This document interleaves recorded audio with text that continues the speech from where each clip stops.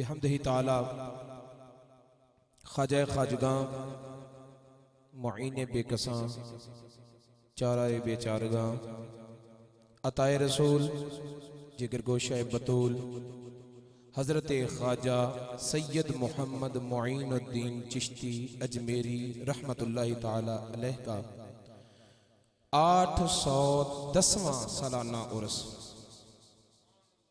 اور مرکز تصوف آستانہ عالیہ چشتیہ عزیزیہ گجرانوالہ شریف پر 57واں سالانہ عرس پاک جس کی بنیاد حضور شیخ الاسلام خواجہ محمد قمر الدین والملت اسلامیہ رحمت اللہ تعالی علیہ نے اپنے دست مبارک سے رکھی تھی اور پھر اس مشن کو پوری آب و تاب کے ساتھ نبھایا۔ حضور امام الخطباء بدر المشائخ شمس العلماء بدر الصلحاء امام الخطباء حضرت علامہ پیر ابو طاہر محمد عبدالعزیز چشتی صاحب رحمت اللہ تعالی علیہ نے، اور اسی عرس کی یہ تقریب سعید کی دوسری نشست جس کا باقاعدہ آغاز ہوا چاہتا ہے، اور میں بلا تاخیر ملک پاکستان کے بہت بڑے نام اور خطابت کے بادشاہ حضرت العلام واجب الاحترام محترم المقام عزت مآب مفتی محمد اقبال چشتی صاحب آپ کی خدمت میں ملتمس ہوں کہ چشتی رنگ میں چشتی خواجہ کی بارگاہ میں چشتیانہ نذرانہ علم پیش کریں۔ بسم اللہ الرحمن الرحیم نحمدہ ونصلی ونسلم علی رسولہ الکریم اما بعد فاعوذ باللہ من الشیطان الرجیم بسم اللہ الرحمن الرحیم الا ان اولیاء اللہ لا خوف علیہم ولا هم يحزنون آمنت باللہ وصدق اللہ العظیم ان اللہ وملائکتہ یصلون علی النبی یا ایہا الذین آمنوا صلوا علیہ وسلموا تسلیما الصلاة والسلام علیکہ یا سیدی یا رسول اللہ وعلا آلک واصحابک یا سیدی یا حبیب اللہ الصلاة والسلام علیکہ یا سید المرسلین وعلا آلک واصحابک یا رحمت للعالمین۔ حمد و ثنا کے بعد صدر محفل جانشین امام الخطباء جگر گوشہ شیر اسلام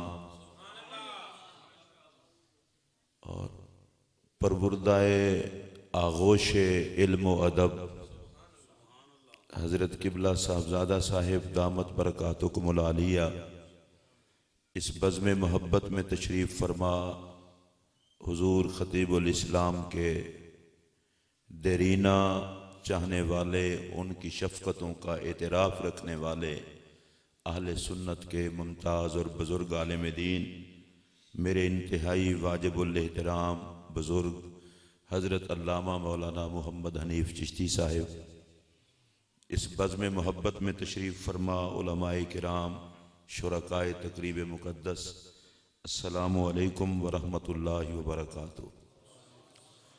میرے اور آپ سب کے علم میں ہے کہ حضور غریب نواز کے عرس مبارک کے موقع پر حضرت پیر طریقت منظور نظر حضور شیخ الاسلام والمسلمین قاسم فیضان حضور پیر سیال لجپال امام الخطباء استاذ الخطباء حضرت قبلہ علامہ پیر محمد عبدالعزیز چشتی صاحب رحمۃ اللہ تعالی علیہ کا انداز دیکھنے والا ہوتا تھا۔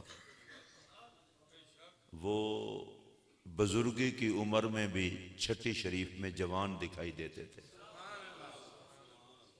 بس آج ان کی صورت میں ادھر ہیں اور اپنی صورت میں ادھر تشریف فرما ہے۔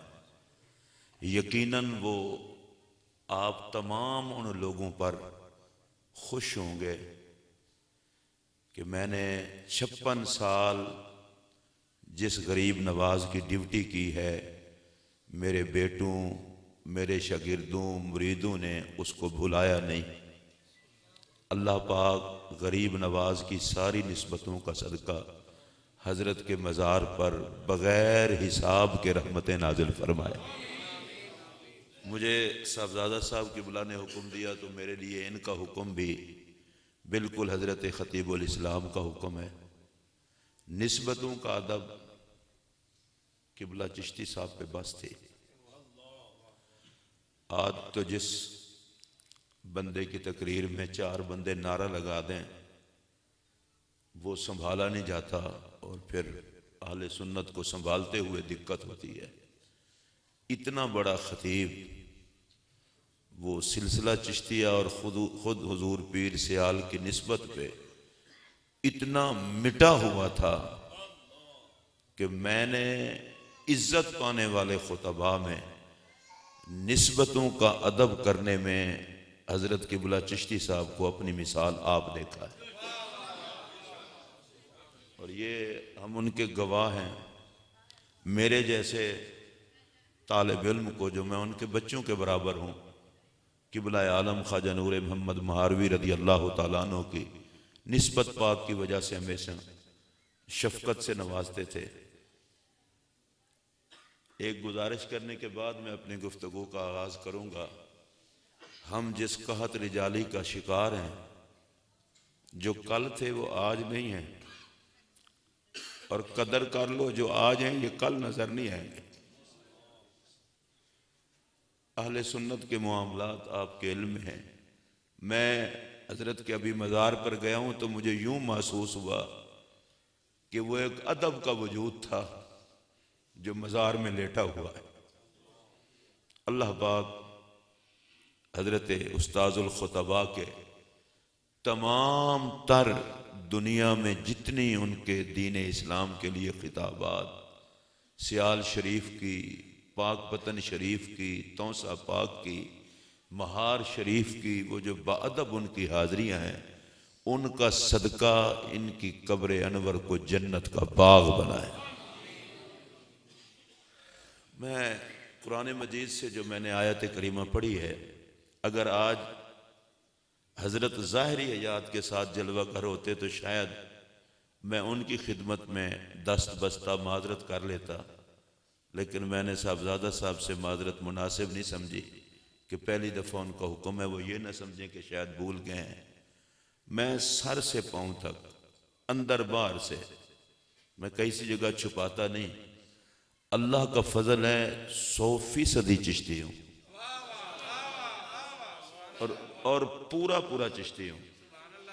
میں جس سٹیج پر مرضی ہوتا ہوں، عزت میں ہر کسی کی کرتا ہوں، لیکن میں عقیدے، عقیدت، نجات، محبت، طریقت، شریعت، ہر حوالے سے چشتی ہوں اور غریب نواز کے کوٹے کا مسلمان ہوں۔ اور یہ بات مجھے کہتے ہوئے اس بات پر فخر بھی محسوس ہوتا ہے کہ لاوارث نہیں ہوں۔ غریب نواز کے نوکر لاوارث نہیں ہیں۔ میں آپ کی خدمت میں گزارش کروں، میں نے بڑے بزرگوں کو پڑھا ہے، سارے بزرگوں کی عظمت کو سلام کرتا ہوں۔ حضور غوث پاک رضی اللہ تعالیٰ عنہ فرماتے ہیں، میں نے جہنم کے رجسٹر کو دیکھا ہے، اس میں میرے کسی چاہنے والے کا نام نہیں۔ اور یہ بات اخبار الاخیار میں حضرت شیخ عبدالحق محدث دہلوی رحمۃ اللہ علیہ نے آپ نے بیان فرمائی ہے، آمنا و صدقنا۔ حضور غوث پاک رضی اللہ تعالیٰ عنہ کے کسی چاہنے والے کا نام نہیں جہنمیوں میں۔ حضرت خواجہ غریب نواز کا انداز اور ہے. حضرت خواجہ غریب نواز رضی اللہ تعالیٰ فرماتے ہیں میں اس وقت تک جنت میں جاؤں گا ہی نہیں جب تک سارے چشتی نہیں چلے جائیں گے. اچھا آپ میں سے جس کو دقت ہو سبحان اللہ کہنے پہ وہ نہ کہے، اس لیے کہ میں مریض تو میں ہوں نا، تو آپ تو ٹھیک ہیں نا، تو وہ پتہ چل جاتا ہے ابھی آپ کتنا ٹھیک ہیں. آپ اس ادا کو نہیں سمجھے کہ جنت میں پہلے نوکر جائیں اور پھر میں جاؤں گا. یہ اتنی خیال غریبوں کا نہ ہو تو غریب نواز کون کہے.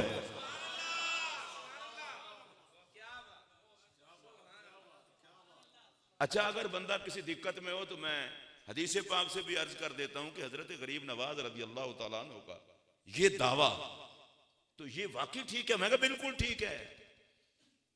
نبی پاک علیہ السلام کا ارشاد گرامی ہے، سرکار نے فرمایا اے میری بیٹی فاطمہ اللہ تجھے اور تیری اولاد کو عذاب نہیں دے گا. اس حدیث کی سند پر حضرت امام احمد رضا فاضل بریلوی رحمت اللہ علیہ کہتے ہیں اس کی سند بالکل ٹھیک ہے. راوی سیکھا ہے کیونکہ جس کی مرضی آپ بات کر لیں راویوں کو کوئی فرق نہیں پڑتا. اہل بیت کی بات کریں پہلے راوی بتائیں. سیدہ زہرا پاک سلام اللہ علیہا کی ذات اور آپ کی اولاد کو اللہ عذاب نہیں دے گا. آپ ٹینشن والے نہ ہوں، جو زہرا پاک کی کمی ہے وہ ذرا اونچی آواز سے بولیں گے. میں دوبارہ یہ بات کہنا چاہتا ہوں، اور میں چونکہ کھلا ڈلا بندہ ہوں، اور آپ جس اس مسجد میں اگر چشتیوں والے کھلے ڈلے انداز میں بات نہ ہوگی تو حضرت وہاں بھی ناراض ہوں گے. وہ شیر تھے گجرا والے کے، جو چاہا حق سمجھا کہہ دیا.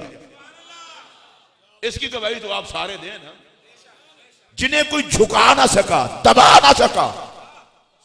اگر میں یہ بات کہہ دوں تو بالکل بجا ہے، وہ ایک در پہ جھکے پھر کسی کے آگے نہیں جھکے.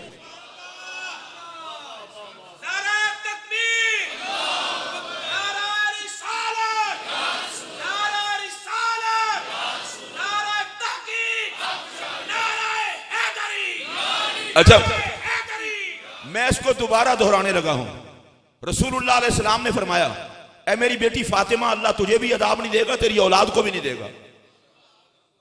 اب آپ کہیں گے آپ تو خواجہ غریب نواز کی بات کر رہے تھے، تو میں نے کہا غریب نواز بھی تو اولاد زہرا ہیں. باپ کی طرف سے حسینی، ماں کی طرف سے حسنی. میں اس کو دوبارہ دہرانا چاہتا ہوں. باپ کی طرف سے حسینی، ماں کی طرف سے حسنی. آپ کو پتا ہے سر سے سینے تک حضرت امام حسن تصویر مصطفیٰ، اور سینے سے قدموں تک امام حسین تصویر مصطفیٰ، اور دونوں اکٹھے بیٹھے ہیں تو مکمل تصویر شاہ ثقل ہے. تو حضرت سیدنا خواجہ غریب نواز اجمیری پاک میں رنگ حسن بھی ہے، رنگ حسین بھی ہے. اچھا میں یہ دعا کرنے لگا ہوں یا اللہ جو حسنین کی بات توجہ سے سنے، حسنین کے کمیوں میں اس کا اثر کرنا. آپ میں سے جو حسن و حسین کا کمی ہے ذرا ہاتھ کھڑا کرے، مجھے محسوس ہو. بھائی پروگرام شروع ہو گیا خواجہ غریب نواز پاک کے نام کا. پھر میں دوبارہ کہہ رہا ہوں حضرت خواجہ غریب نواز میں رنگ حسن بھی ہے، رنگ حسین بھی ہے. اور میں اگلا جملہ کہنے لگا ہوں، اور اس جملے پر یہاں بیٹھا ہوا کوئی شخص غیر حاضر نہ رہے. امام حسن کا رنگ سخاوت ہے اور حوصلہ ہے، اور امام حسین کا رنگ سب کچھ راہ خدا میں قربان کرنا ہے. امام حسن پاک سے سوال ہوا تھا اے پاک حسن جو تیرے در پہ آتا ہے وہ خالی نہیں جاتا. حضرت امام حسین نے فرمایا تھا، اصل میں حسن نے فرمایا تھا جس سے میں لیتا ہوں وہ مجھے خالی نہیں موڑتا، جو میرے در پہ آتا ہے میں اسے خالی نہیں موڑتا. اچھا بالکل ابتدا میں ادھر یہ حدیث پاک سنا دوں جلدی جلدی. رسول اللہ علیہ السلام نے فرمایا اطلب الحوائج عند حسان الوجوہ. فرمایا اگر ضرورت پڑ جائے تو سونے چہرے والوں سے مانگا کرو. مصطفیٰ کا مزاج دیکھ کے جو ہیں ہی کوڑے وہ کیا دیں گے. ماشاءاللہ جن کو حسن سے کوئی زیادہ احتجاج نہ ہو وہ کہہ لیں سبحان اللہ. کیوں نہیں قاری صاحب؟ پھر سنیے توجہ سے. سرکار نے فرمایا ان سے مانگو جو سونے ہیں. میں دوبارہ کہنے لگا ہوں اور اللہ کی قسم میری طبیعت مچلنے لگی ہے، ان سے مانگو جو سونے ہیں۔ اب میرے پاک نبی نے گویا امت کو بتایا کائنات میں دیکھو محمد جیسا نظر کوئی نہیں آئے گا، تو ادھر ادھر دھکے نہ کھاؤ نا، مجھ مصطفیٰ سے مانگو۔ اور اگر تم پھر دیکھو گے تو حسن میں بھی میرا حسن، حسین میں بھی میرا حسن، صحابہ میں بھی محمد عربی کا جلوہ، اہل بیت میں بھی محمد عربی کا جلوہ۔ میرے نبی نے فرمایا مانگنا ہو تو ان سے مانگو جن کے چہرے حسین ہیں۔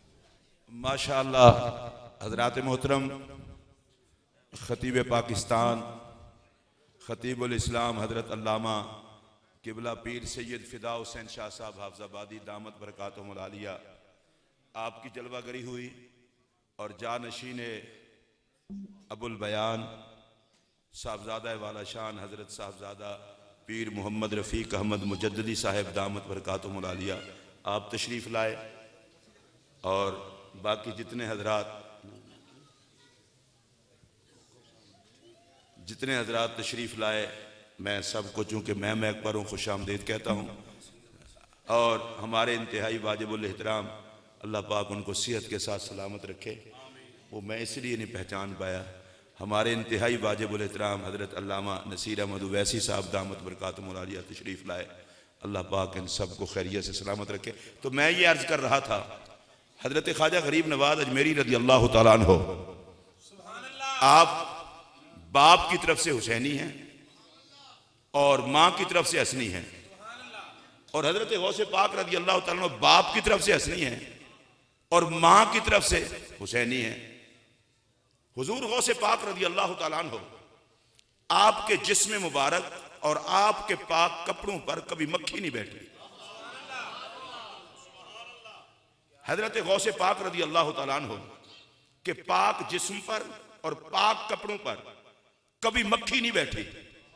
اس پر امام مناوی نے طبقات صوفیہ میں تبصرہ کیا کہ یہ غوث پاک رضی اللہ تعالیٰ عنہ کے جسم مبارک اور غوث پاک رضی اللہ تعالیٰ عنہ کے پاک کپڑوں پر مکھی کیوں نہیں بیٹھی؟ ایک ہی جملہ انہوں نے کہا ہے اور کمال کر دی ہے، کہتے ہیں وراثتم من جدہ المصطفیٰ۔ غوث پاک کو یہ اس لیے نصیب ہوا کہ غوث پاک وارث ہیں پاک نبی کے، نہ نبی کے جسم پر کبھی مکھی بیٹھی، نہ غوث جلی کے جسم پر کبھی مکھی بیٹھی، نہ حضور علیہ السلام کے پاک لباس پر کبھی مکھی بیٹھی، اور نہ ہی حضرت غوث جلی کے لباس پر مکھی بیٹھی۔ بس جاتے جاتے بات آ گئی تو کہہ گیا ہوں، کسی اندھے کو پتہ چلے یا نہ چلے، آل رسول کو بہت ساری چیزیں وراثتاً بھی ملتی ہیں۔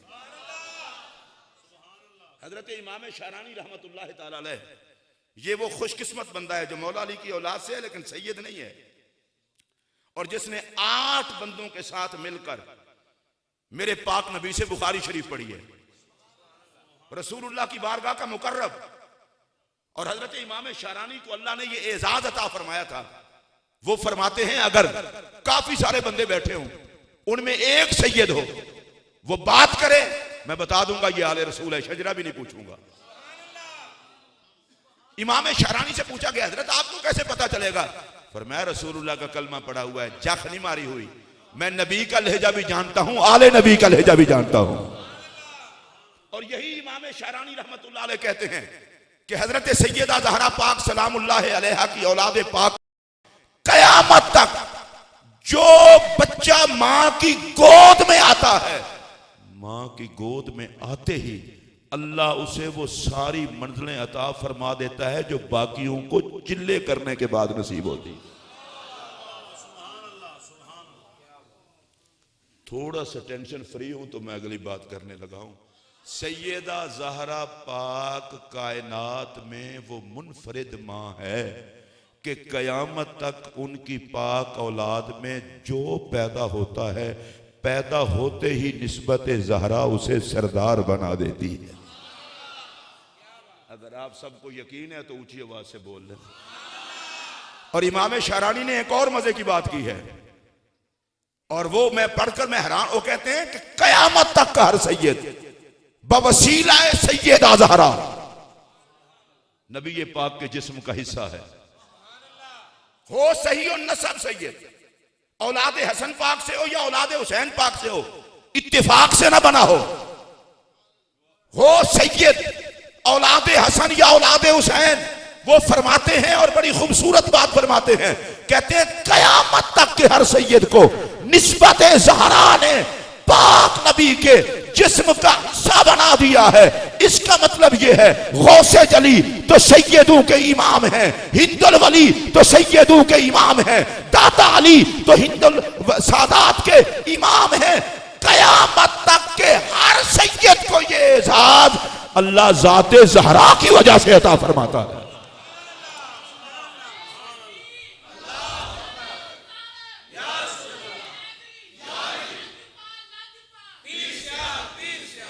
تو پہلی بات یہ ہے کہ حضرت خواجہ غریب نواز رضی اللہ تعالیٰ کا سب سے بڑا اعزاز وہ حسنی حسینی سید ہیں. میں اس کو دوبارہ دہراؤں گا، سب سے بڑا اعزاز وہ حسنی حسینی سید ہیں. اور یہ خون ہی خون علم ہے، یہ خون ہی خون معرفت ہے، یہ خون ہی خون طہارت ہے. جن کو سمجھ آ رہی ہے وہ اونچی آواز سے بولیں. اچھا میں ذرا سیدھا سادہ مسلمان ہوں، سیدھی سادھی بات کرنے لگا ہوں.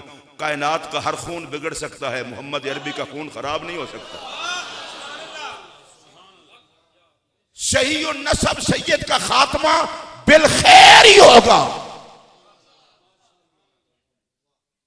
جو صحیح النسب سید ہے اس کا خاتمہ بالخیر ہوگا.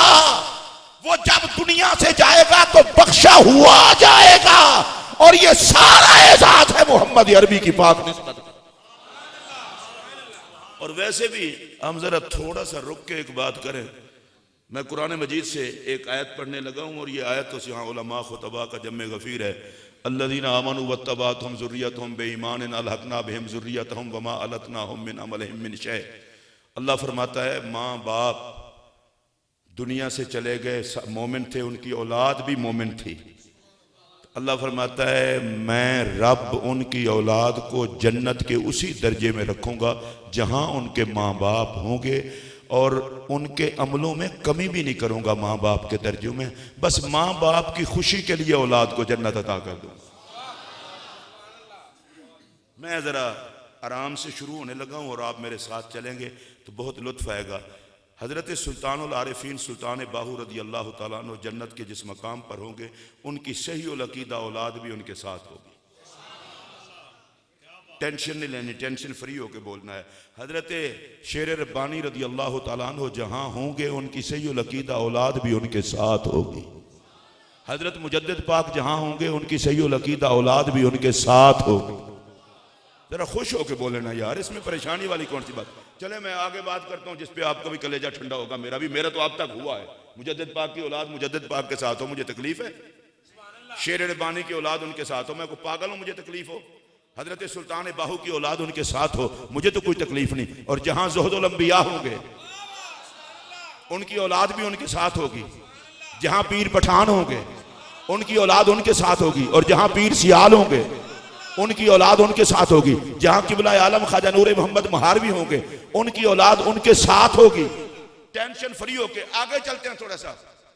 جہاں کوئی عاشق رسول شیخ الحدیث ہوں گے وہاں شیخ الحدیث صاحب کی اولاد بھی ان کے ساتھ ہوگی. تھوڑا سا بھائی جان حوصلے سے سن لیں. ہر کسی کی اولاد اس کے جنت میں اس کے ساتھ جائے تو آپ خوش ہو کے سن لیتے ہیں. اور اگر حضور اپنی اولاد کو ساتھ لے جائیں. اچھا جن کو ٹینشن نہیں ہوئی نا ذرا چہرے پر مسکراہٹ لا کر کہیے سبحان اللہ. اور مجھے یہ بڑا دکھ ہوتا ہے، پتہ نہیں یہ زہر کہاں سے آ گئی، وبا کہاں سے آ گئی ہے، جی فلاں سید نہیں ٹھیک، فلاں سید نہیں ٹھیک۔ میں اپنے خطیب بھائیوں کو مشورے دے رہا ہوں، کمی کو کمی رہنا چاہیے، کسی اور کو دقت ہو تو ہو، میں تمہارے سامنے لا الہ الا اللہ محمد رسول اللہ پڑھ کے کہہ رہا ہوں، میں تو کمی ہوں زہرا کے بچوں کا، اس پر کسی کو دقت ہوتی ہے تو ہوا کرے، نوکر ہیں بھی حضور کے، آقا کی آل کے بھی نوکر ہیں، اور میں یہ مشورہ دے رہا ہوں، خطباء کی خدمت میں گزارش کر رہا ہوں، اور آج کل جن کا بہت جھاکا کھلا ہوا ہے، فلاں سید، میں اسے کہتا ہوں مولانا اپنے بچوں کی فکر کرو، تم اپنے بچے بچا لینا، میرا نبی اپنی آل کو بچا لینا۔ اگر آپ کو سمجھ آئی ہوتی جو یقیناً اونچی آواز سے آپ بولتے ہیں، اور میری مجبوری یہ ہے، اور میں دیانتداری کے ساتھ یہ بات کہہ رہا ہوں، اسلام پھیلایا بھی نبی کی آل نے، ہم تک پہنچایا بھی نبی کی آل نے، اور اس اسلام کو آفات سے بچایا بھی نبی کی آل نے۔ ہم بر صغیر پاک و ہند میں رہتے ہیں، کلمہ پڑھنے والا اس میں حیا بھی ہو تو کیا وہ داتا علی حجویری کو بھلا سکتا ہے؟ بولیں۔ کلمے پڑھنے والے میں شرافت ہو تو کیا وہ خواجہ غریب نواز اجمیری کو بھلا سکتا ہے؟ تو بھائی بڑی سیدھی بات ہے، ہم ہیں اہل سنت، اور میں آپ کو ایک بات بتا دوں، اہل سنت کے لیے لمبے چوڑے لیکچر کی ضرورت نہیں، سیدھا مسئلہ یاد رکھیں، بے ادب ہو جائے تو سنی نہیں رہتا، سنی ہو تو بے ادب نہیں ہوتا۔ اگر آپ سارے متفق ہیں تو اونچی آواز سے بولیں۔ چور کی داڑھی میں تنکا ہو تو میں کیا کروں، میں کسی کو کچھ نہیں کہہ رہا، سنی رہنے کے لیے باادب ہونا ضروری ہے، اور جو ادب نہیں کر سکتا وہ سنی نہیں۔ اور تم تو اکابر کی چوکھٹ کو چومنے والے لوگ تھے، جو داتا صاحب رحمت اللہ علیہ کی چوکھٹ کا ادب نہ کرے ہم تو اسے سنی نہیں سمجھتے۔ صحابہ تو اونچی ذوات ہیں، اہل بیت تو اور اونچی ذوات ہیں۔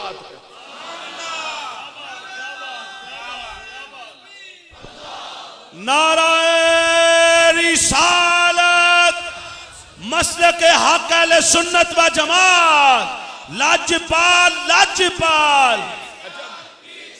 میں وہ بات کرتا ہوں جو عام لوگوں کو، میرے جیسوں کو، آپ میرے جیسے جو بیٹھے ہیں ان کو سمجھ آئے، بزرگ تو جانتے ہیں، یہاں نقشبندی بھی بیٹھے ہیں، چشتی بھی بیٹھے ہیں، مجھے ناز ہے اس مقدر پر کہ میں غریب نواز کا نوکر ہوں۔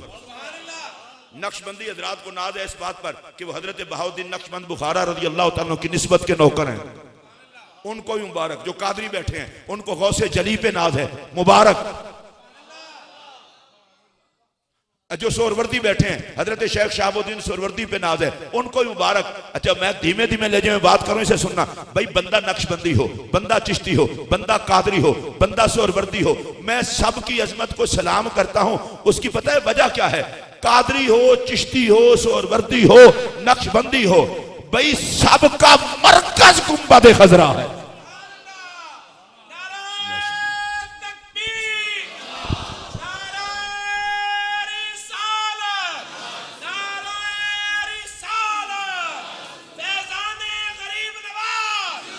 دیکھیے چشتی صاحب کے ساتھ محبتوں کا سلسلہ، جانشین خضر ملت تشریف لے آئے۔ اللہ پاک ان کو نظر بد سے بچا کے رکھے، اللہ پاک اس سیدزادے، جوان سیدزادے کی عمر میں، خطابت میں برکتیں عطا فرمائے۔ اچھا میں ایک اور بات کہہ رہا ہوں، جو جس پیر کامل کا مرید ہے، میں مسجد میں بیٹھا ہوں، میں ہر اللہ کے ولی کا ادب کرتا ہوں، سلسلہ کوئی بھی ہو، لیکن ہم کو چشتیاں علیحدہ بات ہے، وہ اسی طرح دوسرا بھی کہہ سکتا ہے کہ ہم فلاں سلسلہ وہ ہے۔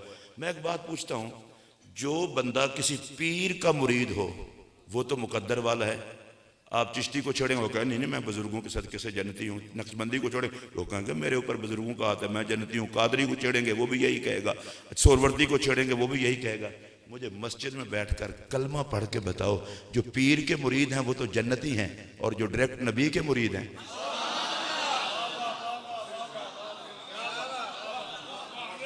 یار حیا بھی کچھ ہے ہوتی ہے، اپنی اوقات میں رہو، بحث وہاں تک کرو جہاں تک ہو سکتی ہے۔ جنہیں رسول کے ہاتھ میں ہاتھ دیا نہیں، آپ حضرات کی ابھی توجہ ادھر ادھر بکھری ہوئی ہے، اگر بکھری ہوئی نہ ہوتے اس پر بولتے، بھئی جنہوں نے رسول کے ہاتھ میں ہاتھ دیا، جن کو تاجدار گولڑا بیعت کے لیے قبول کریں وہ تو مقدر والا، جس کو عالم ہار شریف کے سید قبول کریں وہ تو مقدر والا، اور جس کو پیر سیال قبول کریں وہ تو مقدر والا، جس کو بیعت کے لیے ڈائریکٹ میرا نبی قبول کرے اس کے مقدر کا عالم کیا ہوگا۔ اور صحابہ کرام کے حوالے سے اپنی زبان کو لگام دے کے رکھنا، وہ مرید ہیں آقا کے، مقتدی ہیں آقا کے، شاگرد ہیں آقا کے۔ میرے آقا پہلا قدم رکھیں زمین پر تو ساری دھرتی پاک کر دیں۔ اچھا جن کی طبیعت اچھی ہے وہ ضرور بولیں گے، پہلا قدم رکھیں زمین پر تو دھرتی ساری پاک کر دیں۔ قدم آئے مکہ کی دھرتی پر، شرقن غربن جنوبن شمالن، ساری کائنات پاک ہو جائے۔ جس کے قدم میں اتنا فیض ہے وہ نبی جب صحابی کے ہاتھ پہ ہاتھ رکھے۔ اور قرآن مجید کا صرف ایک اشارہ کرنا چاہتا ہوں، قرآن مجید نے کہا ید اللہ فوق ایدیہم، ان کے ہاتھوں پر اللہ کا ہاتھ ہے۔ آپ نے یہ سنا ہوگا کہتے ہیں فلاں بندے کو نہ چھیڑنا، فلاں کو نہ چھیڑنا، اس لیے کہ وہ کمزور بھی ہے، تو اوپر ہاتھ تکڑے بندے کا ہے۔ قبلہ چشتی صاحب رحمت اللہ تعالیٰ علیہ کی خطابت سے منور در و دیوار والی مساجد میں بیٹھنے والے لوگوں، غیرت سے میرا یہ جملہ دل کی تختی پہ نوٹ کر لو، ارے جس پر کسی بڑے بندے کا ہاتھ ہو اسے کوئی نہیں چھیڑتا، تو جس پر محمد الرسول اللہ کا ہاتھ ہو۔ نعرہ تکبیر، نعرہ رسالت، نعرہ حیدری، لاجپال لاجپال، حضور غریب نواز، حضور غریب نواز، اللہ محمد چار یار۔ اچھا ہمارے ہاں ایک رواج ہے، ہر چھوٹا بندہ بڑے بندے سے تعلق شو کرتا ہے تاکہ میری عزت ہو۔ میں نے لاہور میں اکثر دیکھتا ہوں اور پڑھ کے بڑا شرمندہ ہوتا ہوں کہ ہم شکریہ ادا کرتے ہیں وزیر اعظم پاکستان کا جس نے وارڈ نمبر فلاں کا کوارڈینیٹر فلاں کو بلایا۔ میں کہ وزیر اعظم دی بلا جانے، وزیر اعظم تو نہ ہویا کھاچی ہویا جنہوں گلی نمبر فلاں دے کوارڈینیٹر دا پتہ ہے، وہ دے باقی مسائل تھوڑے نے۔ وہ میں کسی بندے کو پوچھا بھی یہ کیا ہے، انہوں نے کہا اس میں بات یہ ہے علاقے دے روب شوپ پانا بھی میں نے وزیر اعظم جانتا ہے، تو وزیر اعظم کھ بھی نہیں جانتا، انہوں کی پتا نتھو کون ہے تو پھتو کون ہے، لیکن سارے اس طرح کرتے ہیں۔ میں گل اور کرنے لگا، میں کوئی سیاسی نہیں کرنے لگا، ہر چھوٹا بندہ بڑے بندے سے تعلق شو کرتا ہے۔ مثلا یہاں کو بندہ بیٹھ کر کہے کہ میرا تاجدار گولڈا کے شہزادوں سے تعلق ہے، چلو ممکن ہے اپنی نسبت پہ ناز کر رہا ہو، لیکن مزہ تب ہے نا وہ کہہ دیں یہ ہمارا کچھ لگتا ہے۔ یہاں کوئی بندہ کہے کہ میرا شرک پور شریف کے سجادہ نشین سے تعلق ہے، چلو اچھی بات ہے، تعلق شو کر رہا ہے، مزہ تو یہ ہے وہ کہہ دیں کہ یہ ہمارا کچھ لگتا ہے۔ آپ کو پتہ ہے ادھر اسی مسجد میں حضرت امیر شریعت نائب شیخ الاسلام نے حضرت خطیب الاسلام کو کہا تھا داڑھی کو رنگ لگایا کرو، میں تو تمہیں شیخ الاسلام کی نشانی سمجھ کے دیکھنے آتا ہوں۔ سبحان اللہ، نعرہ تکبیر، نعرہ رسالت، حضرت علامہ پیر ابو طاہر محمد عبدالعزیز صاحب چشتی۔ آپ اس بات کو نہیں سمجھے، شیخ الاسلام کا سجادہ نشین لخت جگر وہ خطیب الاسلام کو کہے کہ میرے ابا جی کی نشانی ہو تم، میں تمہیں دیکھتا ہوں تو ابا جی یاد آتے ہیں، جوان جوان رہا کرو۔ بات ہوئی نا، پیروں نے کہہ دیا کہ ہمارے ہیں۔ میں اگلی بات کہہ رہا ہوں، اور قبلہ حضرت خطیب الاسلام جلوہ گر ہے، میرے دائیں بائیں اصحاب نسبت اصحاب قسمت تشریف فرمائیں۔ صحابہ میں سے کسی نے کہا کہ ہم نبی کے یار ہیں، یہ تو حضور نے فرمایا یہ میرے یار ہیں۔ اگر آپ کو سمجھ آئی ہوتی تو ضرور بولتے۔ حضور علیہ السلام نے فرمایا اکرموا صحابی فإنہم خیارکم، میرے صحابہ کی عزت کرنا، میرے ساتھیوں کی عزت کرنا، میرے یاروں کی عزت کرنا، اس لیے کہ وہ تم سب سے بہتر ہیں، تم میں ان کے ساتھ کا کوئی نہیں ہے۔ میں پوچھنا چاہتا ہوں جن کو میرا پاک نبی کہہ دے یہ میرے یار ہیں،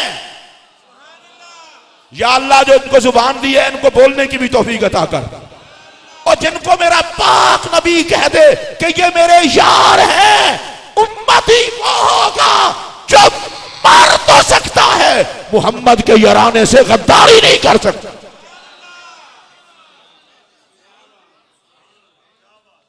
آپ میں میں سے جس جس تک میری آواز پہنچی ہے بڑی دیانتداری سے اونچی آواز سے کہیے سبحان اللہ.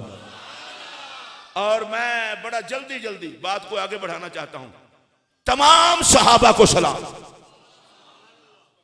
تسی ذرا سارے سوچ لو بھائی جی جدوں تہاڈا فیصلہ ہو جائے عدالت تو پھر سلام کرنا مینوں کر لین دے. نبی کے تمام صحابہ کو سلام. لیکن میرا اگلا جملہ سن لو. تمام امتوں میں آقا کی امت افضل, ساری امت میں آقا کے صحابہ کی جماعت افضل, تمام صحابہ میں صدیق اکبر کی ذات افضل. اگر سارے صحابہ یار ہیں تو یار غار ابو بکر ہیں. اونچی آواز سے بولیں کہ بھی ڈھیلا کوئی نہ بولے.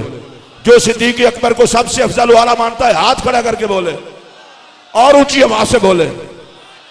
میں یہ اور بات ہے کہ میں صدیق اکبر کی افضلیت بیان کر کے جاؤں تو اندر سے تفضیلی ہے. میں کہ اللہ کا شکر ہے صدیق اکبر کی فضیلت بیان کریں گے تو تفضیلی ہوں گے, تنقیسی تو نہیں ہے نا. تم تنقیسی ہو کہ فن خواہ ہو اور ہم تو پھر فضائل بیان کرتے ہیں. اونچی آواز سے بولو. ڈھلا تو اڑے جو کوئی نہ بولے, اونچی آواز میں بولے. اور میں حضرت سیدنا صدیق اکبر رضی اللہ تعالیٰ کی بارگاہ میں نذرانہ عقیدت پیش کرنا چاہتا ہوں. دیکھتا ہوں کون بندہ داد دیتا ہے. بھائی جی کسی کے پاس اچھی گاڑی ہو لوگ برداشت نہیں کرتے, بد نصیب بغیرت جہاسد جلتے ہیں. گاڑی اچھی آ گئی, کپڑے اچھے پہنتا ہے, مکان اچھا ہے, جدی جھولی وچ نبی دا سر ہوئے بغیرتاں کو برداشت ہوتا ہے. اچھی آواز میں بولو, ٹینشن دا شکار نہ ہو. غار سور ہوئے, صدیق اکبر دی جھولی ہوئے, نبی پاک دا سر ہوئے. اگر تسی میں نو اجازت نہ بھی دو تو میں کہنے لگا صدیق اکبر تیری عظمت تو صدقے جاواں, خدا دی ساری رحمت جھولی اچ پا لئی ہوں. یا اللہ جڑا بندہ بولے انہوں اس جھولی دی خیرات ملے. جڑا خیرات ہاتھ چوک کے بولے ڈھلا شلا کوئی نہ ہوئے. حضرت سیدنا صدیق اکبر خلیفۃ الرسول بلا فاصل صدیق اکبر دی جھولی وچ پاک نبی دا سر انور ہوئے, عرشی بھی آندے ہو سن. اوے لوگو لا جواب رہلے بے مثال قرآن.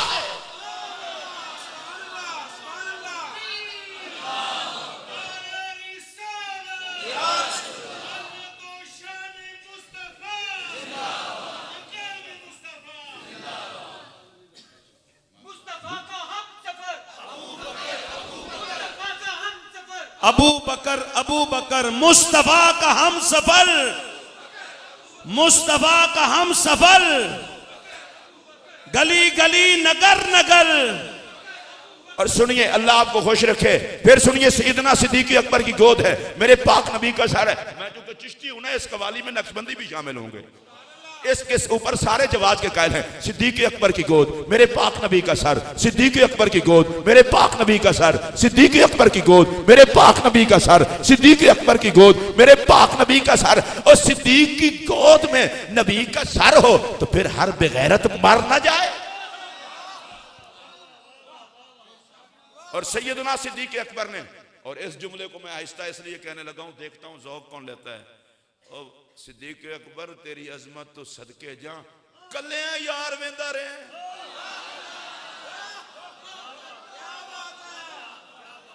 اس بندے نو بخیلی دی سند لے کے اگاں ٹر جانا چاہیے جڑا اس جملے تے نہ بولے. بندہ بیٹھا ہوئے سنیاں دی محفل تے چشتی صاحب دی خطابت والی جگہ تے اس جملے تے نہ بولے.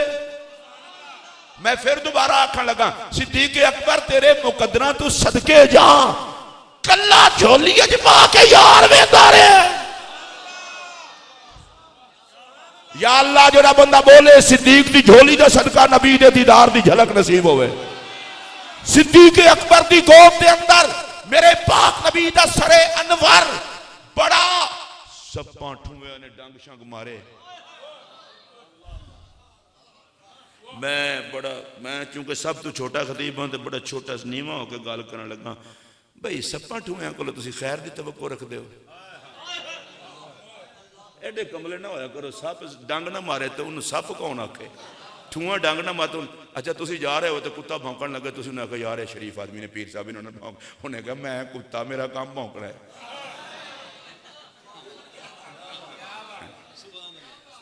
ہوں بندہ کہ نہیں شریف آ، انہیں کہا پائے شریف ہون پر میں کتا ہاں، کتیاں نو کڑا پتہ ہوندا ہے. ہاں کتیاں وچوں بھی کسے نو نسبت دا پتہ چل جائے تو وہ بھی نہیں بھونکدے.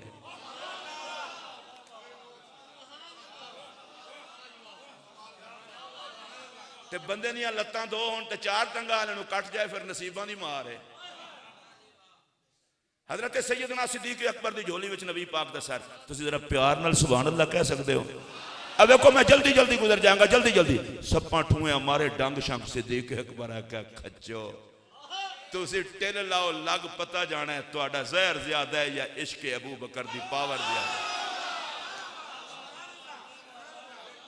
صدیق اکبر نے کہ اڈی ہٹانا تو دور دی گل ہے، میں ہلانی بھی نہیں. بس میں اشارہ کرانگا، علماء مزہ لے لیں گے، میں نے دعا دیں گے، باقی تو آڈے جو سمجھ آوے نہ آوے. میں کہ بلے مولانا عنایت اللہ صاحب سانگلے ہلا لیا، تینوں بھی یہی اڈی یاد سی.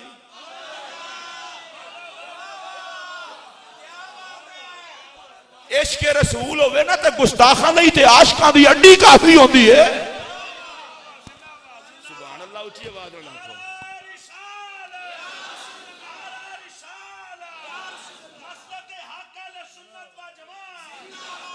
سیدنا صدیق اکبر رضی اللہ تعالیٰ عنہ.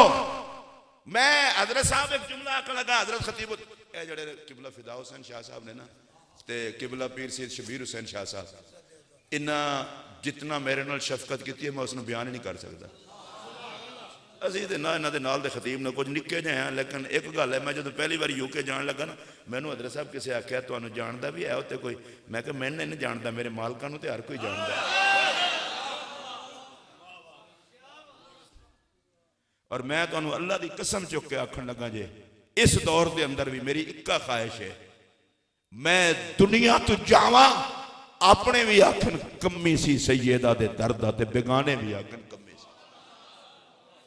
نہیں لمبا چوڑا کھاتا چاہیے. اور سنو صدیق پاک دی بارگاہ ایک جملہ آکھن لگا، مجدی صاحب قبلہ خطیب الاسلام اور جانشین خطیب الاسلام ایک خوبصورت جملہ آکھن لگا، صدیق اکبر پاک دی اکھ پاک جو اتھرو نکلیا نبی پاک دے رخسار تے آیا.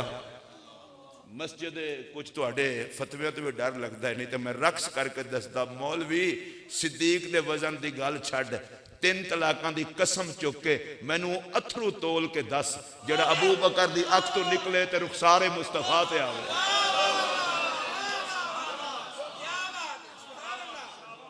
تو اڈے جو اگر کسی وچ کیفیت محسوس کرن دی ہوئے صلاحیت کرو محسوس. قبلہ اس اتھرو دا مول کون پاوے جڑا صدیق اکبر دی اکھی جو نکلے تے رخ یار تے آوے. اے تسی جس بندے دی مسجد میں بیٹھے ہو نا، انہاں دی تے نوکری کرن والے خطیب پاکستان بنے نے.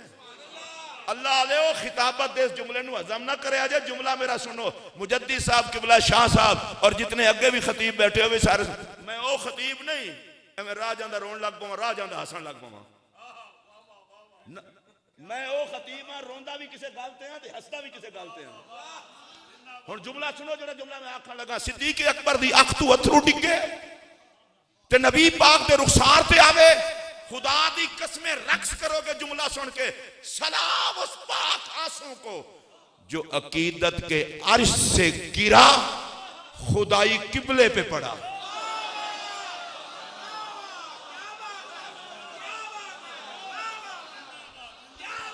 نعرہ تکبیر، نعرہ رسالت، نعرہ حیدری.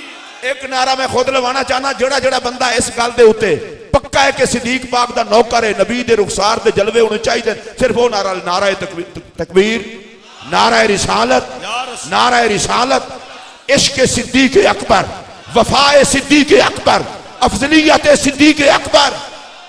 دیکھیں جی میں کس طرح آگے گزر جاؤں گا، کس طرح آگے گزر جاؤں گا. ایویں اتھرو پیا نا اے رخسار تے میرے آقا نے کھولی اکھ، میرے آقا نے کھولی اکھ کھول کے فرمایا ابو بکر خیر ہے؟ عرض کی لدغ تو یا رسول اللہ ڈھس لیا گیا ہوں. اب میرا جملہ سننا، یا رسول اللہ ڈھس لیا گیا ہوں. دیکھیے خطیب اسے نہیں کہتے کہ خنجر لے کر کسی کے پیچھے چل پڑے، اشارے میں بات ہو سکتی ہے. مشورہ دے رہا ہوں ابو بکر کو ڈنگ نہ مارنا حضور پوچھ لیتے ہیں.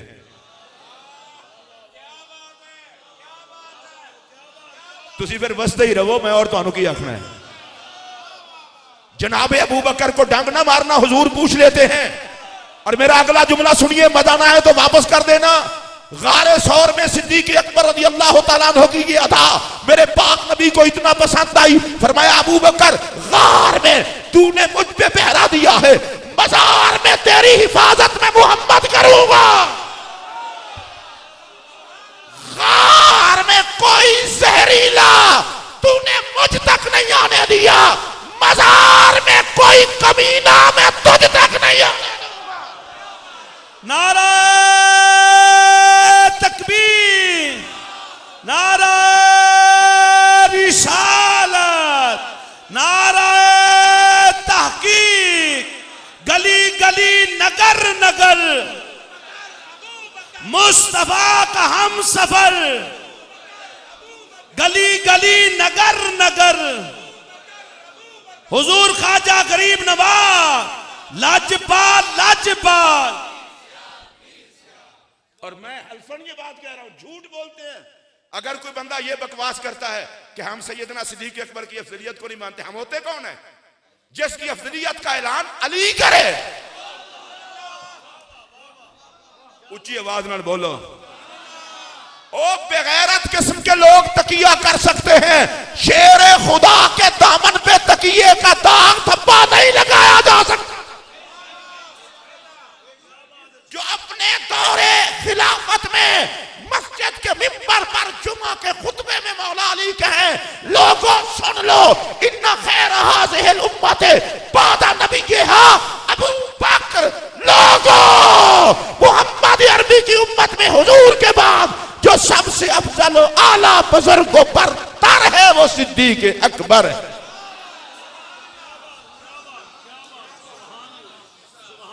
اگر آپ کی طبیعت اچھی ہو تو اونچی آواز سے کہہ لو حضرت سیدنا امام محمد باقر علیہ السلام. میں علیہ السلام میں نے کہا ہے دعا فرمائیں کہ اللہ تعالیٰ خیر فرمائے, کسی کو ہضم ہو جائے. حضرت سیدنا امام محمد باقر علیہ السلام, اور ان کے لیے ایک ہی لفظ کہوں گا اور آپ کا کلیجہ ٹھنڈا ہو جائے گا. امام ابو حنیفہ رضی اللہ تعالیٰ عنہ اکثر ان کی زیارت کرنے جاتے تھے. کسی نے پوچھا خیریت ہے آپ اکثر ان کی زیارت کرنے جاتے ہیں؟ فرمایا جب تڑپ تڑپاتی ہے نا حضور کے دیدار کی, چہرہ باقر کا دیکھتا ہوں, مزہ مصطفیٰ کے دیدار کا آ جاتا ہے.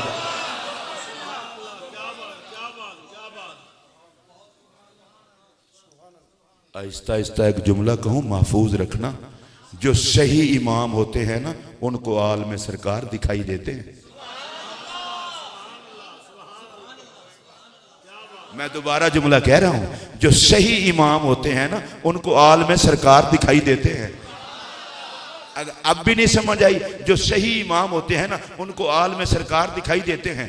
اچھا آپ کہیں گے کہ صحیح امام کیوں کہہ رہا ہے؟ میں نے کہا صدیق پاک اگر کندھوں پر اٹھا کر امام حسن کو اور اعلان کریں لوگوں نبی کی تصویر دیکھو, میں پھر مسجد میں بیٹھ کے کہہ رہا ہوں افضل البشر بعد الانبیاء بالتحقیق خلیفۃ الرسول بلا فصل.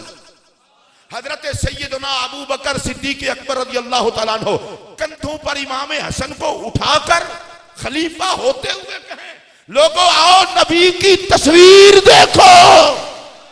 مجھ ابو بکر کے کندھوں پر حسن پیر دیکھو. میں نے کہا ہے جناب ابو بکر آپ تو نبی کے بعد سب سے افضل اعلیٰ ہیں, تو حضرت امام حسن کو کندھوں پہ اٹھا کے کیوں اعلان کر رہے ہیں؟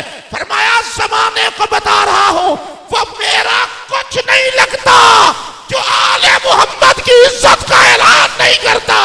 جو میرا کچھ لگتا ہوگا وہ محمد کی آل کا وفادار ہوگا. کہیے ذرا سبحان اللہ. صدیق پاک. میں پھر ایک آتا اچھا نا, میں اگلے دن شاہ جی ایک جگہ تقریر کی تھی, میں صحابہ کرام میں نے کچھ چٹ لکھی, میں کہ سارے حضور کے صحابہ جانتی ہیں. کہتا جی آپ نے حضرت امیر معاویہ کا نام لے لیا. میں کہ بڑے پلیت ہو, صحابہ وچ حضرت امیر معاویہ نہیں سمجھتے؟ خبیث و پلیت آپ کو کھاتے ساڑھے پاندے ہو.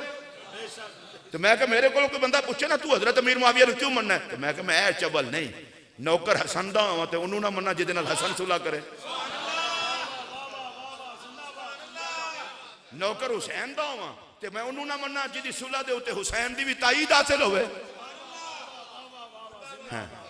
اور اگر کوئی یہ سمجھے جی حسن پاک نے ویسے صلح کی تھی کہ میں نے کہا ویسے مولوی کر سکتا ہے جو اندر باہر سے محمد کے رنگ میں رنگا ہو, اس کا اندر بھی وہی ہوتا ہے باہر بھی وہی ہوتا ہے. اگر آئیو سمجھ تو اونچی آواز سے کہہ دیں.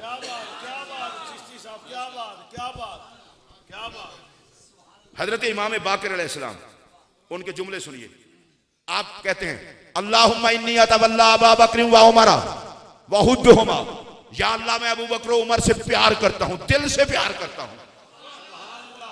آپ نے مجمع میں لوگوں کو دیکھ لیا ہوگا تو کسی کی طبیعت خراب ہوگی, فوراً حضرت امام باقر بولے یا اللہ یہ جو کچھ میں کہہ رہا ہوں اگر میرے دل میں اس کے علاوہ کچھ ہو تو مجھے اپنی جد محمد کی شفاعت بھی قیامت کے دن نصیب نہ ہو. میں ہوں اگر ناراض نہ ہوتے گل کر اہل بیت نے تو سارے نو منن, مرو تسی بھی سارے اہل بیت نو منو نا. امام عشق و محبت, امام غیرت, امام وفا اشاہ امام محمد رضا خان فاضل بریلوی رحمۃ اللہ علیہ, ان کی کتاب مطلع القمرین پڑھیں, اللہ کی قسم کلیجہ ٹھنڈا ہو جاتا ہے. وہ موضوع کیا ہے؟ صدیق پاک عمر پاک حضور کی امت میں سب سے افضل ہیں. آگے کہتے ہیں اس افضلیت کی بات کرنے والے یہ بھی سوچیں علی بھلا نہ دینا. اور پتہ ہے اگلے جملے جو اعلیٰ حضرت کے اجازت ہو تو پڑھ دوں, نہیں تسی اجازت نہ بھی دے تو میں پڑھنے لگا. میں تو ان تو نیکی شامل کرنا چاہتا تھا بھی کڑے شامل ہوں تو بھائی تسی اجازت نہ دے تو میں علی نہ کرا. میں اللہ دا فضل ہے, علی تو بغیر میں نبی تک پڑھ نہیں سکتا, میرے کو بغیر تھی کس طرح وہ علی چاہتے ہیں. پھر جملہ سنو, وہ کہتے ہیں میرے مولا کو, میرے مولا یعنی علی, میرے مولا کو ان کے مالک و مولا یعنی اللہ نے وہ خصائص سے وافرہ دیے ہیں جو کسی اور کے حصے میں نہیں آئے. خون ڈھلے ہو کے نہ بولو تا میں پہلے حوالہ دیتا ہے تاکہ تمہیں ٹینشن نہ ہوئے, اونچی آواز نہ بولو. اعلیٰ حضرت یہ بات کہہ رہے ہیں بے شک افضل البشر بعد الانبیاء بالتحقیق اہل سنت کا عقیدہ ہے وہ صدیق اکبر ہیں. لیکن میری ایک بات یاد رکھنا, انسان کی 30% بھی نظر سلامت ہو, زیادہ کی بات میں نہیں کرتا, صرف 30% بھی نظر سلامت ہو تو زہرا کے شوہر ہونے کی فضیلت کو تول تو نہیں نہ سکتا. اگر آپ حضرات اتنا ہی بولے ہیں تو مجھے خوشی ہے, چلو اتنا تو بولے ہیں. اب رونا کیا ہے؟ رونا کیا ہے؟ صرف ایک ہی بات ہے, ایک ہی بات ہے. میں ہاتھ جوڑ کے کہہ رہا ہوں اہل سنت اپنے آپ کو بچاؤ تباہی سے, سوشل میڈیا کی وبا سے. دنیا کو بتا دو کوئی جہنم میں جاتا ہے جائے, کسی کا جنت کی طرف موڈ ہے تو آئے. ہمارا نظریہ یہ ہے صدیق اکبر کا فیصلہ بھی برحق ہے, سیدہ زہرا بھی برحق ہے. یار اتنا بات کہنے سے کیا ہوتا ہے؟ دیکھیں نا میں کتنا پیارا جملہ کہنے لگا ہوں, نبی کا جگری یار بھی برحق, نبی کے جگر کا ٹکڑا بھی برحق. اونچی آواز سے کہہ لیں, جن کو میری بات سمجھ آئیے وہ ہاتھ کھڑا کر کے کہہ لیں. میں ذرا کھڑا ہو کے دیکھوں کس کس نے ہاتھ کھڑا کیا. اور پتہ نہیں میری یہ بات کسی کو اچھی لگے نہ لگے, یاری کام نہیں آنی, مصطفیٰ سے وفاداری کام آنی ہے. میں یہاں مسجد میں بیٹھ کے کہہ رہا ہوں خدا کی لعنت ہو اس فکر پر جو صحابہ کے خلاف ہو, اور بجلیاں گریں اس سوچ پر جو مصطفیٰ کے جگر کے ٹکڑوں کے خلاف ہو. ہم نبی کے ہر یار کے بھی نوکر ہیں, مصطفیٰ کی ساری آل کے بھی. اب معین بے کساں والی ہند حضرت خواجہ غریب نواز اجمیری پاک کی صرف ایک بات کر کے تبرکاً میں اپنی گفتگو کرنے لگا ہوں. ایک کی 2 بھی ہو سکتی ہیں, 2 کی 3 بھی, اڈے خوش نہ ہو. ابھی تو میں نے ان کی یہ بات کی ہے کہ وہ آل رسول سے ہیں. خواجہ غریب نواز اجمیری پاک نے سفر و حضر میں ہر روز 2 قرآن پاک کے ختم فرمائے.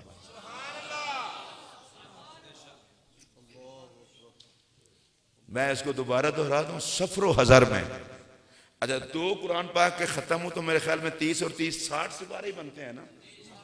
اور گھنٹے کتنے ہیں 24. تے خواجہ غریب نواز کو اور کام بھی کرتے سن کہ بس قرآن ہی پڑھتے سن. میں نے ایک دفعہ ایک جگہ پہ تقریر پہ کہہ دیا کہ ایک ختم شام کو دن کو کرتے تھے، ایک ختم رات کو. این ایک بندہ اٹھا کھٹا قسم دا صوفی کہندا پھر 90 لاکھ نو کلمہ کس طرح پڑھایا نے. میں کہ جڑے 2 ختم کرن انہاں نو کہے کہ نہیں پڑھانا پیندا، لوکی منہ ویکھ کے پڑھی جاندے ہیں. اچھی آواز نال بولو. میں نے ایک بندہ کہنے لگا جی تسی بڑے خواجہ غریب نواز دیاں گلاں کردے ہو، اے دسو غریب نواز نے کتاباں چوکھیاں لکھیاں نے. میں کہ تیرا بیڑا روڑے 5000 کتاب ایک پاسے، کلا فرید ایک پاسے. اگر تانوں سمجھ آئی ہوندی تے اچھی آواز نال بولو. ساڈا اللہ دی قسم بنگیاں چرسیاں نال واہ پہ گیا، کتابیں کتنی لکھی ہیں. میں کہ تیری مت ماری گئی. ایک کتب پاک ایک طرف اور لاکھوں کتابیں ایک طرف. میرا جملہ سنے اگر مزہ نہ آئے تو واپس کر دینا. کتاب پڑھنے والا گمراہ ہو سکتا ہے، کتب و فرید کو دیکھنے والا گمراہ نہیں ہو سکتا.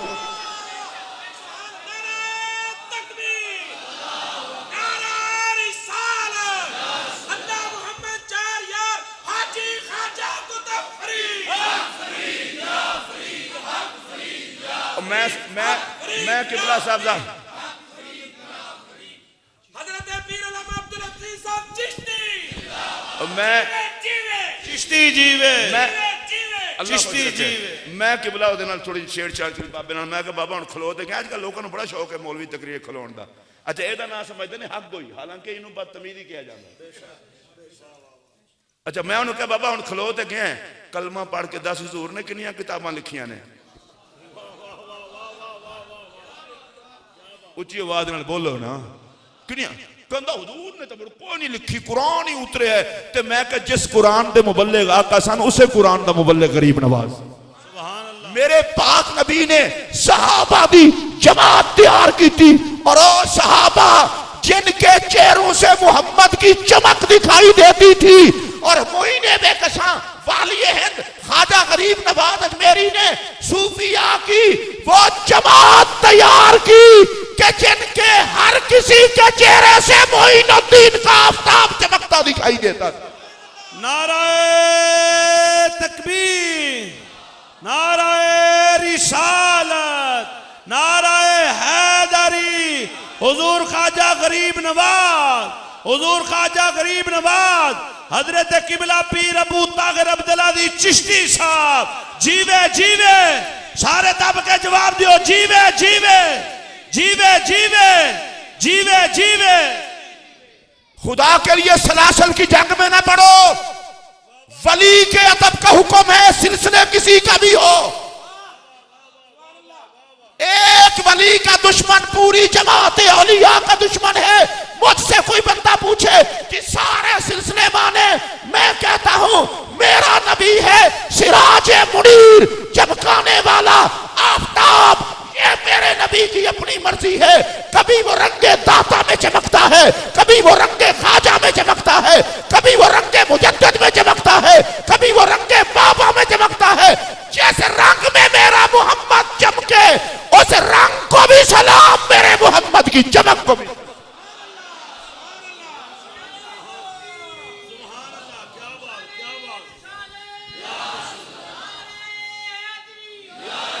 اور پیر اللہ آپ کو خوش رکھے، پیر اس دیوار کو نہیں کہتے جو امت اور نبی میں رکاوٹ بنے.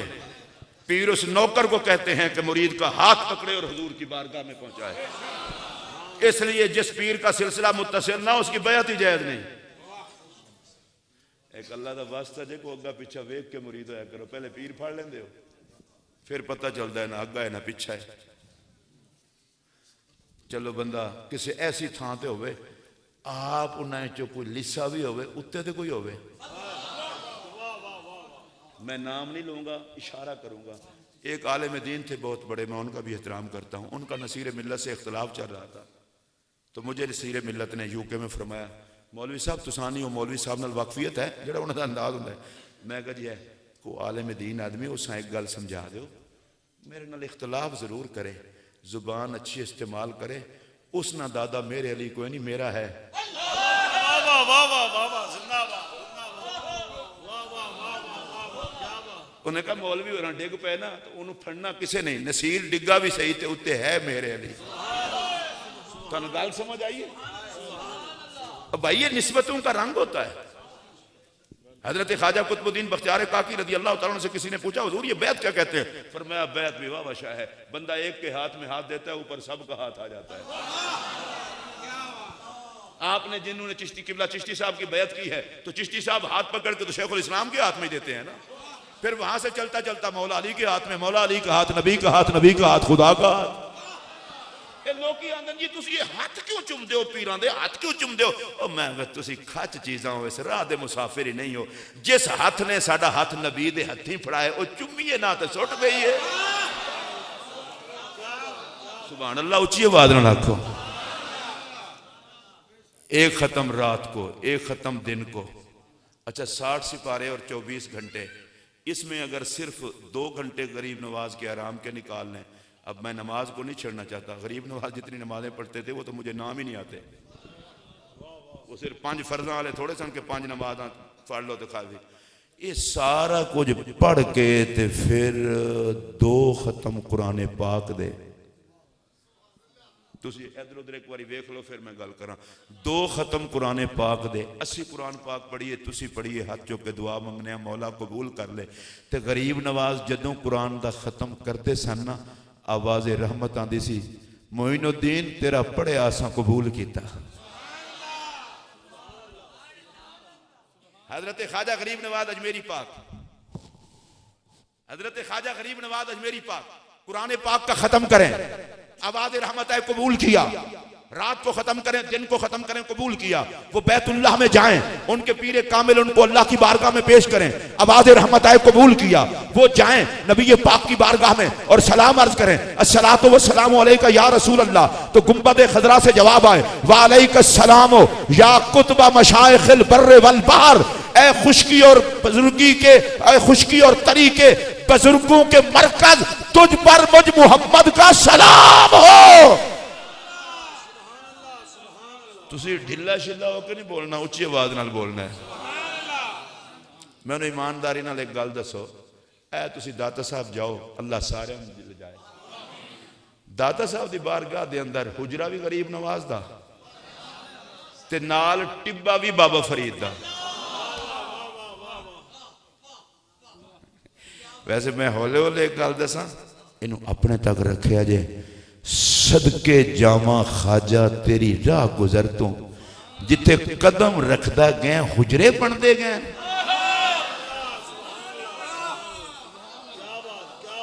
میں نام نہیں لینا, میں کسی نے تکلیف نہ ہوئے. میں لاہور جو مزار بھی جاندا جڑے خواجہ غریب نواز تو بعد دنیا تو تشریف لے گئے, لیکن لوگاں اتھے بھی غریب نواز دا حجرہ بنایا ہے.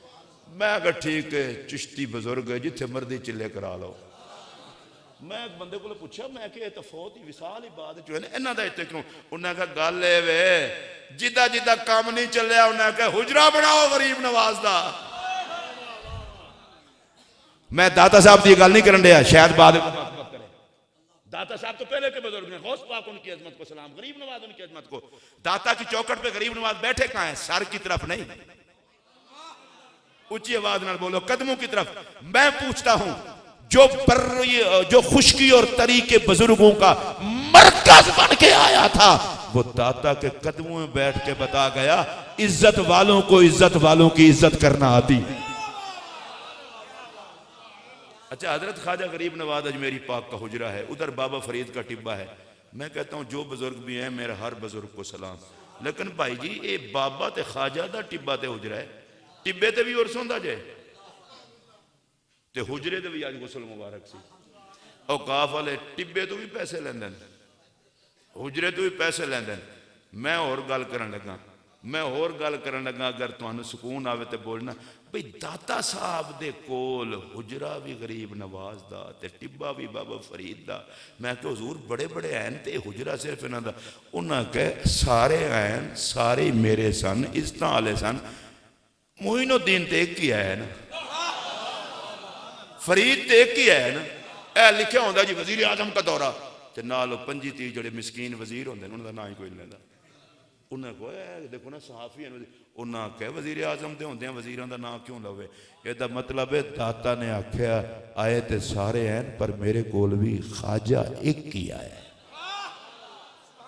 اور میں سمجھنا انہاں دوواں دا پیار ویکھو فرمایا غریب نواز تو میرے کول بیٹھا ہے نا تے میری وفا ویکھ میں اپنے کول تیرا حجرہ وسا کے رکھاں گا اچھی آواز نال بولو اس تو سبق یہ ملیا کہ ایک بزرگ دوسرے نال پیار کرے تو دوسرا اس نال بھی پیار کر دے اسی بھی سارے بزرگاں نال پیار ہی کریا کریے لو جی ہن آخری گل تے میری تقریر ختم حدیث پاک ہے ولی کی نشانی یہ ہے جس کے چہرے پر نظر پڑے خدا یاد آ جائے یہ تے حدیث ہے میں دوبارہ آکھن لگا جس کے چہرے پر نظر پڑے خدا یاد آ جائے اگر آپ دی طرف اجازت ہوئے تو شیخ عبدالحق محدث دہلوی رحمت اللہ علیہ اس حدیث دے تحت اشہۃ العلمات دے اندر لکھے انہاں کہا ہے کہ اے جڑی حدیث ہے نا کہ چہرے تے نظر پوے تے خدا یاد آ جائے وہ فرماتے ہیں جب مولا علی گھر سے باہر نکلتے تھے نا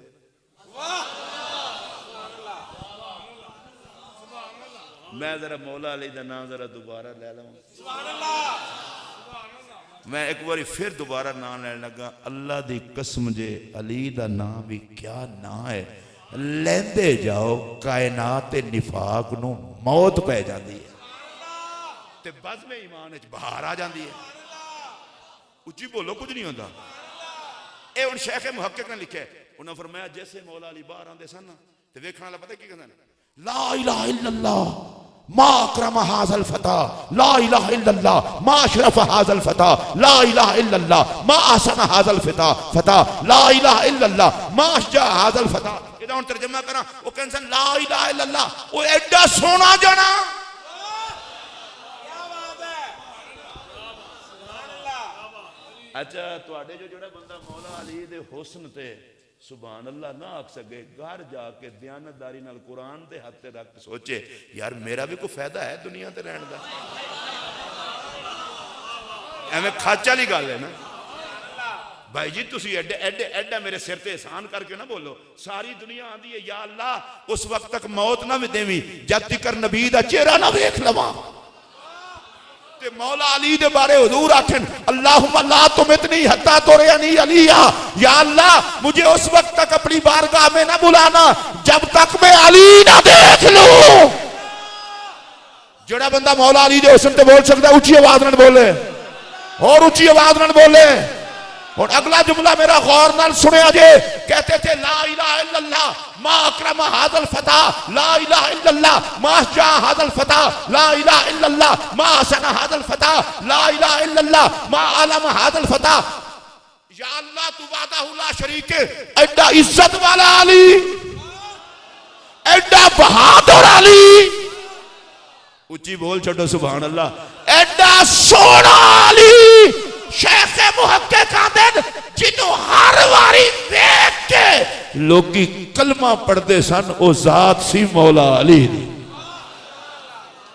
او علی دا پتر خواجہ غریب نواز بر صغیر پاک و ہند وچ آیا کسے مولوی صاحب دا انتخاب بن کے نہیں کسے پیر صاحب دا انتخاب بن کے نہیں کسے مفکر دا انتخاب بن کے نہیں میرے نبی دا انتخاب بن کے سبحان اللہ اچھی بات نہ کھو نبی نے منتخب کر کے بھیجیا فرمایا پتر تو ہے میرا نائب او بت پرست رہندے نہیں جا اتھے مکے وچ آ کے بت میں چھڑائیں اتھے جا کے بت تو چھڑا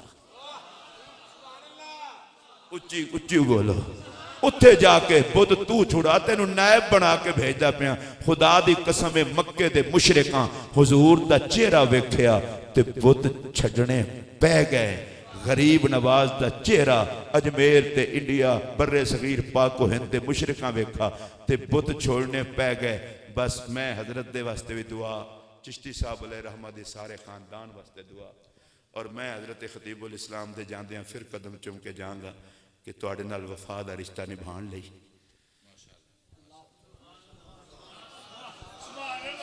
میں اللہ دی قسمیں تانوں کہن لگا میں چشتی صاحب نال میں نے سب تو زیادہ عقیدت اس دن ہوئی جدوں میں نے کسی بندے نے دسیا کاموں کی تو لے کے تے گجراں والے تک شیخ الاسلام دی گڈی نال ننگے پیری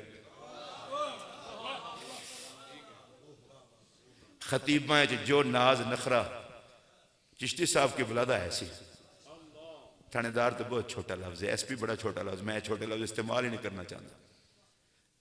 اس طرح جنا بن کے جس نے ممبر تے خطاب کیتا ہے اس زمانے نے علامہ چشتی نہیں ویکھے،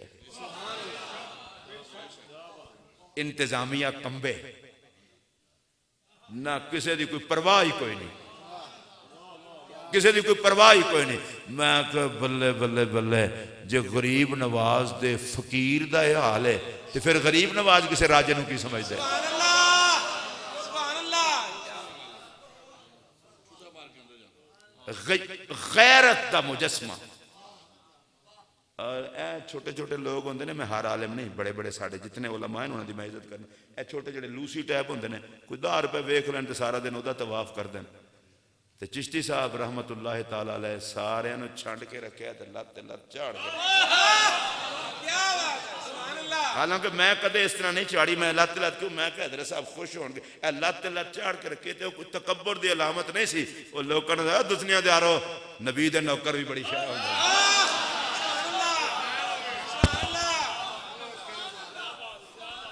نعرہ تکبیر، نعرہ رسالت، نعرہ رسالت، حضرت علامہ پیر ابو طاہر محمد عبدالعزیز صاحب چشتی، اہل سنت، شیر اہل سنت۔ میں قبلہ شاہ صاحب مسجد میں بیٹھا، کل میں 2 دفعہ حضرت دی دعوت دے باوجود حضرت نہیں ہے، حضرت میرے کول اتنے تشریف لے گئے، انہوں نے کہا تو میرا دعوت دینا تسی آندے نہیں ہو، میں قبلہ تساں بڑا ظلم کیتا ہے میں کہاں نہیں آندا، انہوں نے کہا او کی کیتا ہے، میں کہا میں ممبر تے بٹھا کے میرے قدمہ تے ہاتھ رکھے جے، میں نہیں آنا، میں کہا ساڈا بھی کوئی اندر دل ہے، اللہ رسول دی عزت دی قسم ہے، میں ہر سینئر نو سینئر سمجھنا، تے نالے ہے جڑے چشتی صاحب سن نا خطیب پاکستان پیر طریقت علامہ ابو طاہر محمد عبدالعزیز چشتی، میں اللہ دی قسم چن کے آکھن لگا اے تے چشتیاں دے باغ دی بلبل سی، واہ واہ واہ واہ۔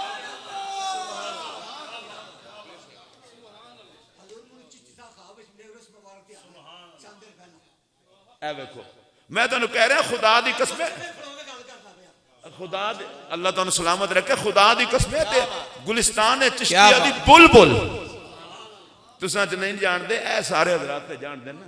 حضرت امیر شریعت رحمت اللہ علیہ آکھن کہ میں تو انہوں اپنے والد دی علامت سمجھ کے آنا، حضرت خضر ملت پیر سید خضر حسین شاہ صاحب فرمان لگے اے بڑوں باروں خطیب بن کے پیر شیر بن کے جائی دے تے اگو امیر شریعت نے ملاقات کر دیا، مروڑ شروڑ کے نا سارے وٹ کٹ دیں، تو انہوں نے کہا بس پھر ڈردے ڈردے آئی دے۔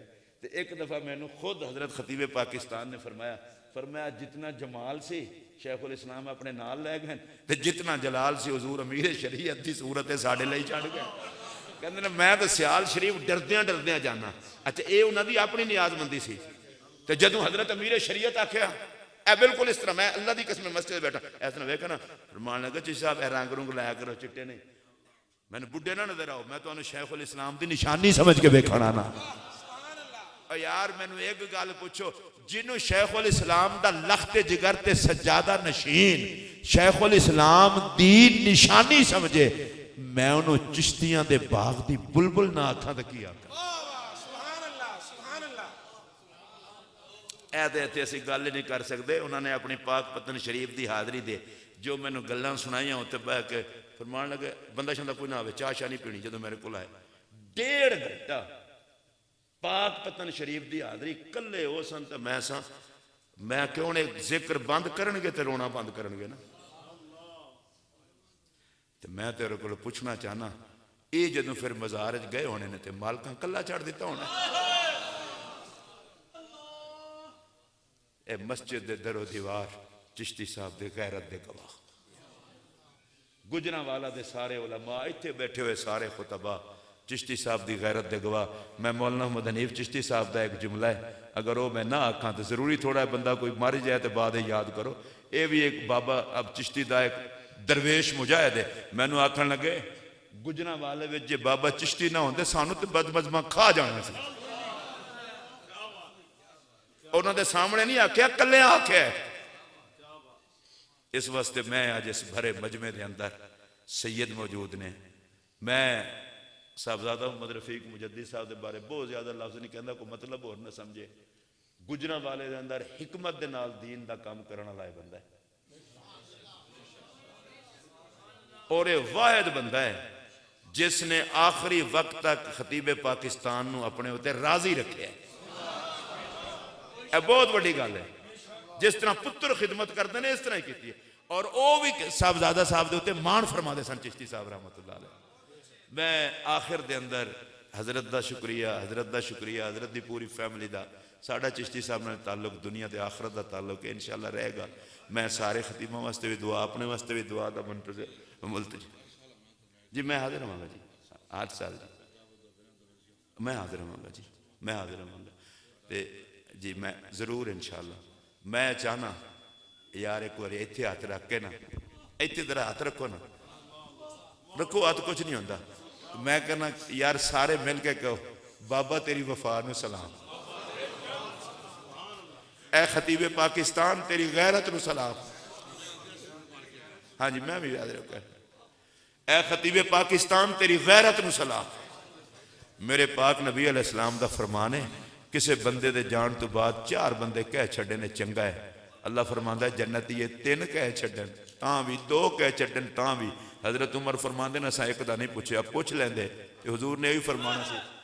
اتنے نبی دے نوکر رکھن چشتی چشتی ہے. جیوے جیوے جیوے جیوے فیضان ابو طاہر علامہ عبداللہ چشتی، فیضان نظر حضرت قبلہ پیر ابو طاہر عبداللہ چشتی. میں قبلہ ہے تو منو مسجد دے کول انہوں دا مزار اس گل دے دلیل ہے بابے دا تے خمیر ہی خدا دے گھر دے نال دا ہے.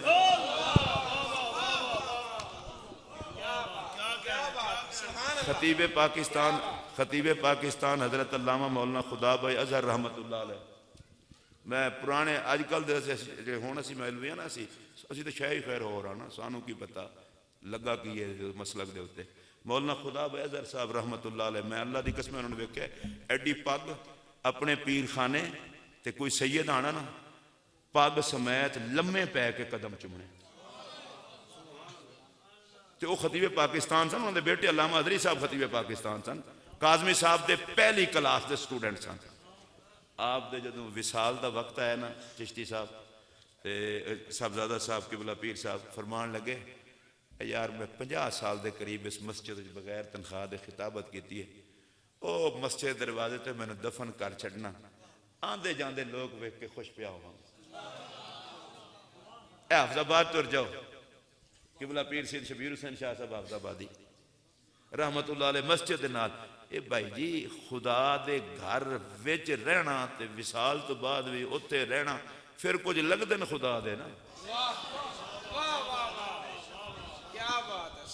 میں شکریہ ادا کرنا. حضرت صاحب نے اتنے دفعہ فون فرمایا نہ بھی فرما دے باہر سامنے ادو ہی لکھ لیا سی. تے میں ان صاحبزادہ صاحب نے فرمایا میں خطیب پاکستان علامہ پیر سید فدا حسین شاہ صاحب حافظ آبادی انہوں دا بھی شکر گزار ہاں. حضرت قبلہ پیر سید معین شاہ صاحب جگر گوشہ خضر ملت، ماشاءاللہ شاہ جی تو آنا جو ایک کے دل خوش ہوئے، تو اڑا چہرہ بھی ماشاءاللہ خضر ملت دی جوانی آ لئی ہے. اللہ پاک تو آنا ہی بسدہ رکھے، آباد رکھے، نظر بد تو بچاوے. حضرت تو آنا بھی حضرت چشتی صاحب دے سارے گلشن دی خیر. چشتی صاحب اللہ تو آنا بھی تو آڑے بچیاں نے حضرت تاجدار گولڈا دی نسبت دی چھان تلے سلامت رکھے. تو ساں سارے آنے بھی جڑے چشتی صاحب نے پیار کر دیو میرے نال نعرہ لا لو تو میں اجازت چاہواں تے اگلا پروگرام پھر اعلان ہوندا نعرہ تکبیر. اچھا اس نعرے نو جس طرح چشتی صاحب نعرہ لواندے سن اس طرح لا چھڈو، آپ ہی لا چھڈو. نعرہ تکبیر، نعرہ رسالت، نعرہ رسالت، نعرہ تحقیق، نعرہ حیدری، نعرہ حیدری، نعرہ غوثیہ، اللہ محمد 4 یار حاجی خواجہ قطب فرید، اللہ محمد 4 یار حاجی خواجہ قطب فرید، لجپال لجپال، پیر سیال پیر سیال، لجپال لجپال، فیضان ابو طاہر خطیب پاکستان علامہ محمد عبدالعزیز چشتی صاحب، منظور نظر حضور شیخ الاسلام، منظور نظر حضور شیخ الاسلام، اللہ تساں سارے انو سلامت رکھے، فقیرانہ آئے صدا کر چلے، میاں خوش رہو ہم دعا کر